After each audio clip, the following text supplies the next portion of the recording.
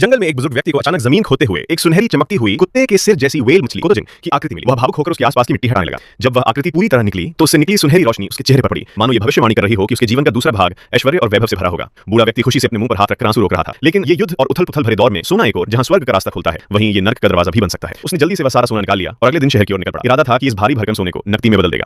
मगर रास्ते में उसकी मुलाकात युद्ध में हारे हुए सिपाहियों के एक दल से हो गई। जैसे ही उनके पास से गुजरा, सिपाही घमंडी और कठोर नजरों से उसे देखने लगे, क्योंकि उन्होंने अभी-अभी एक गांव को लूटा था और कुछ सुंदर औरतों को पकड़कर ले जा रहे थे। जब वह बूढ़ा सोना लेकर सैनिकों के पास से गुजरा तो उनका अफसर उसे घूरने लगा। बुजुर्ग ने इसे नजरअंदाज किया और आगे बढ़ गया। इसी दौरान एक स्नाइपिस्ट ने बुजुर्ग को गोली मारने की ठानी, लेकिन अफसर ने उसे रोक दिया। उसके हिसाब से ये बूढ़ा तो वैसे भी जिंदा नहीं बचेगा, तो क्यों एक कीमती गोली यूं ही जाया की जाए। वाकई अभी वह इलाका पूरी तरह पार भी नहीं किया था कि पीछे से कुछ और सैनिकों ने उसे रोक लिया। जैसे ही उन्होंने उसके घोड़े की पीठ पर बंधे थैले की तलाशी ली, उनकी आंखें हैरानी से फटी रह गईं। वो थैले 2 थैले भरकर खरा सोना था। वे खुशी से उछल पड़े और तुरंत अपने साथियों को बुला लिया। बूढ़े को एक तरफ धकेल दिया गया और फिर पीछे खड़े कुछ सिपाही लुटेरों की तरह उस सोने को आपस में बांटने लगे। बुजुर्ग चुपचाप अपनी मुट्ठियां भींचे देखता रहा। अब लग रहा था कि इन सैनिकों का अंजाम भी अच्छा नहीं होगा। वो चुपचाप अपने पालतू कुत्ते को वहां से जाने को कहता है, लेकिन दुर्भाग्यवश वो कुत्ता ज्यादा दूर तक नहीं जा